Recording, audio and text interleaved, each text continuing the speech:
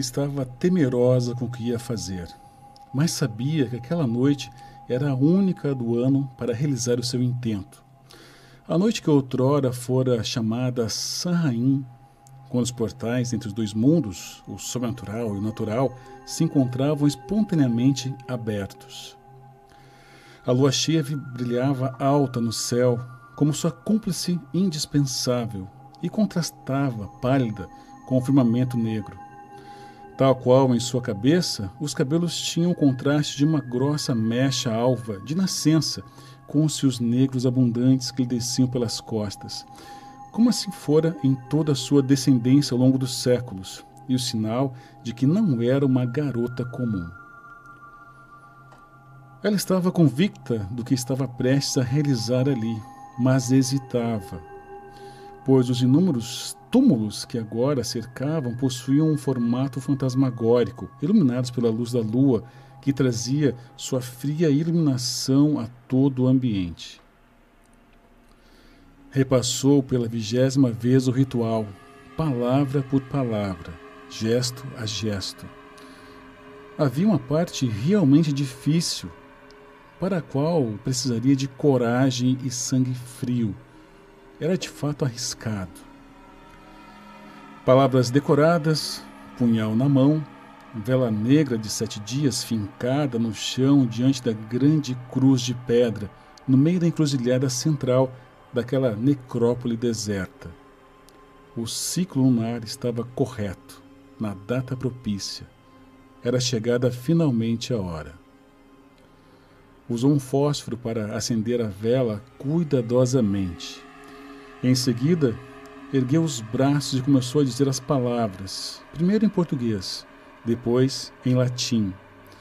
Dizia frase por frase em cada idioma, como prescritas as instruções que tanto decorara. Como uma ode aos seres invisíveis. Antes de proferir a última parte do feitiço, olhou para o punhal. Havia chegado à parte mais complicada, porém fundamental para o intento. Colocou a lâmina em posição, respirou fundo. Não teve coragem de primeira. Tentou uma vez mais. Não conseguiu. Já vim tão longe. Não posso desistir agora, pensou ela. Olhou para a lua, como se lhe pedindo forças. Precisava mesmo ser forte agora. Colocou a ponta da lâmina no lugar mais uma vez. Ambas as mãos tremeram, mesmo assim sua determinação era de ferro. Então, ela fechou os olhos e enterrou fundo a ponta da lâmina no pulso esquerdo, trincando os dentes com a dor. E em seguida, sentindo os olhos marejados, fez o mesmo no lado direito. Sentiu muita dor e certo nervoso quando o sangue escorreu pelas mãos. Perdeu a firmeza nos dedos e o punhal foi ao chão. Porém, a parte dele estava feita.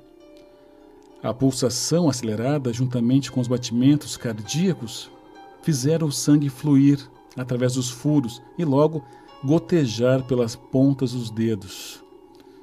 Ela deixou o rubro líquido aos poucos cair na vela de chama acesa e bruxuleante à sua frente. Trincou os dentes mais uma vez pela dor persistente nos pulsos. Em seguida respirou profundamente e voltou à posição evocativa, erguendo as mãos manchadas de sangue e a cabeça e proferindo a última parte do encantamento. Pelas forças do universo, sejam elas boas ou más, que com este sangue aqui derramado aos portões do inframundo sejam abertos e se ergam aqueles que lá não devem mais vagar. Pela mandrágora que jaz em minha alma, eu vos evoco ao retorno. O coração palpitou ao dizer aquilo em voz alta, praticamente num brado, mas ainda repetiu as frases ritmadas em latim, como passara dias a decorar. E então não aguentou mais a dor, sentiu uma vertigem e caiu de joelhos. Enquanto gemia, uma ventania maior pôde ser sentida. Olhou para a vela e à sua frente podia jurar que a chama estava completamente negra. Já era incrível bastante o fato de ela não se apagar com o vento. Olhou para o firmamento e as nuvens haviam tomado a lua. Sua testemunha maior a havia abandonado. Então esperou. Esperou alguns minutos e nada mais aconteceu. Decepção. Levantou-se com um nó na garganta e ainda sentindo tonturas. Apenas o som do vento se fazia presente ao seu redor. Fechou os olhos tentando manter a calma, pois o coração já se apertava em meio a toda aquela escuridão que a cercava. O ritual não havia dado certo. Nos minutos em que lamentava, se viu coberta novamente pela pálida luz da lua, que abandonava as nuvens e reinava de novo, cheia e soberana no céu noturno. Via-se agora na penumbra de antes. Nela olhava solitária para o cemitério à sua volta, o contorno dos mausoléus e demais sepulcros ao luar. Olhou mais uma vez em volta e não viu sinal de ninguém. Cerrou os olhos e fechou a mão em torno de um dos pulsos feridos, enchendo-a de sangue. Mas quanta loucura! Talvez fosse isso. Talvez estivesse apenas enlouquecendo. Foi quando escutou algo. Passos. Nitidamente aquilo era o som de alguém ou algo se aproximando. Sobressaltou-se e ergueu a cabeça, cada vez de seu corpo se enchendo de adrenalina. Olhou em volta, em todas as direções, espantada. O coração acelerou num solavanco sem que pudesse ordenar que ele se aquietasse. Espantou-se ao ver todo o chão tomado por uma densa neblina. O coração, de tão acelerado que não cabia no peito, batia com tanta força que deixava sua respiração pesada. E então algo a fez arrepiar-se dos pés à cabeça e sentir as pernas tão bambas que não conseguiria fugir, ainda que o desejasse. Agora via uma figura caminhar imponente em sua direção. Um homem alto, os cabelos aparentemente longos em meio ao luar, o sobretudo preto, tão esvoaçante entre a misteriosa névoa quanto a saia de seu vestido. Sua respiração parecia suspensa, enquanto o via se aproximar caminhando pela aldeia central da necrópole em sua direção.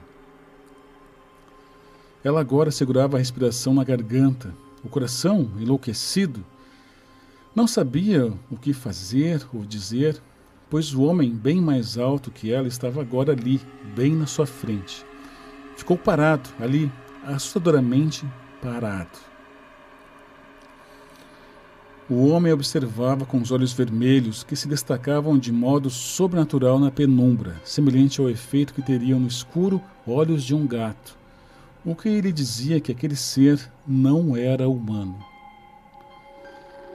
A garota notou, ao luar, que os cabelos do inumano pareciam avermelhados, embora em tom bem mais claro que os olhos, que eram escarlates rutilantes.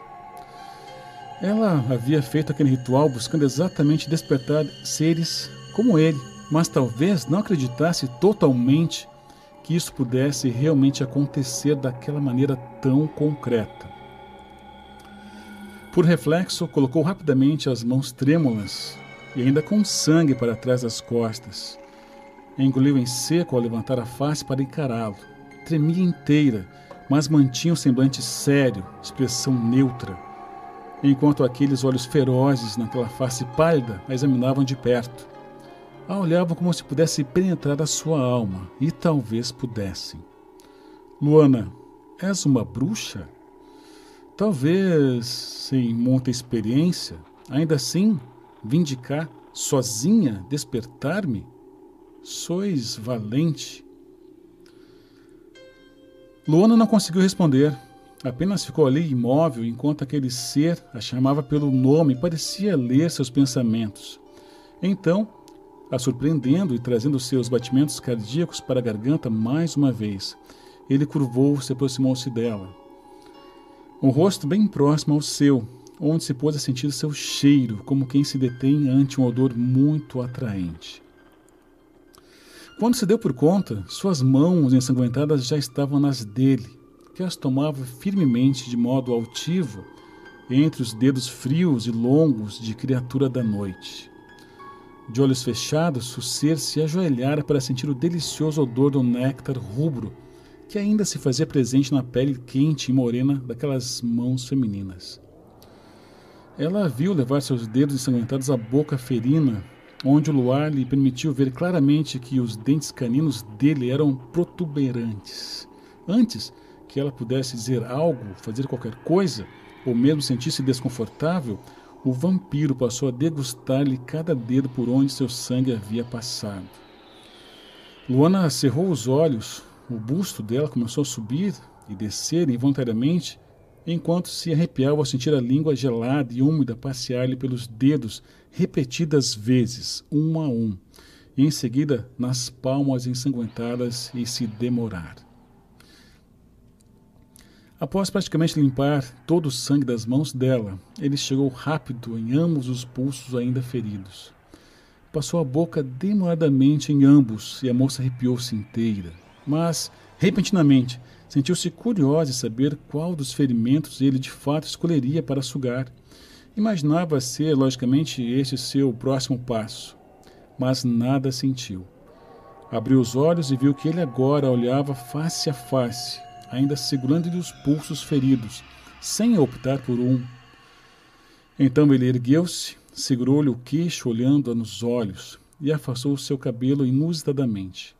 Com um movimento rápido, agora lhe tocava o pescoço, calado, enquanto a ansiedade dela aumentava cada vez mais, a cada gesto, ainda que já imaginava o que viria a seguir. Luana respirou profundamente, enquanto em instantes aquele ser estranhou os dedos longos e frios sobre os cabelos de sua nuca, fazendo arquear a cabeça para trás, imobilizando, e penetrou os dentes salientes em sua jugular. Sentia uma tênue dor aguda quando ele rompeu a carne. Ela gemeu baixinho e prolongadamente, quase num sussurro. A jovem bruxa não havia resistido nem um pouco. Estava cativa nos braços da fria criatura. Ela apenas sentia as presas dele em sua veia. Queria de fato aquilo e havia admitido isso para si mesma. Agora mordia o lábio e arfava ao sentir que ele a sugava. Os olhos marejavam involuntariamente. Aquele dor doce e gloriosa acompanhava de um intenso arrebatamento. Sentia-se ser exaurida por ele. A morte gélida e piedosa. A sensação era mais intensa do que imaginara. A assustava um pouco, tentava relaxar e sentia a dor de deleite ao mesmo tempo, enquanto ele lhe sorvia lentamente. Lenta e profundamente. Estava totalmente entregue e sentia-se arrepiar todo o corpo enquanto ele fazia sugar-lhe a vida. O sangue lhe fervia, apesar do medo do que ele o fizesse, até que seu coração, naquele momento batendo tão forte, parasse de bater. Lhe arrepiava de medo pensar que isso de fato era quase uma certeza. Contudo, tal temor se contrastava com uma crescente excitação que ela mal podia conter. Era totalmente diferente de qualquer outro modo que escolhesse para falecer. Ela realmente queria aquilo, apesar dos receios. Sabia que estava provavelmente a alguns minutos da morte, mas havia entrado em um tipo de transe tétrico. Havia ido àquele cemitério naquela noite com o exato intuito de evocar aquela criatura com um tal propósito. Dar sua vida humana àquela entidade sobrenatural, regozijar-se com a sua intensidade daquele ritual.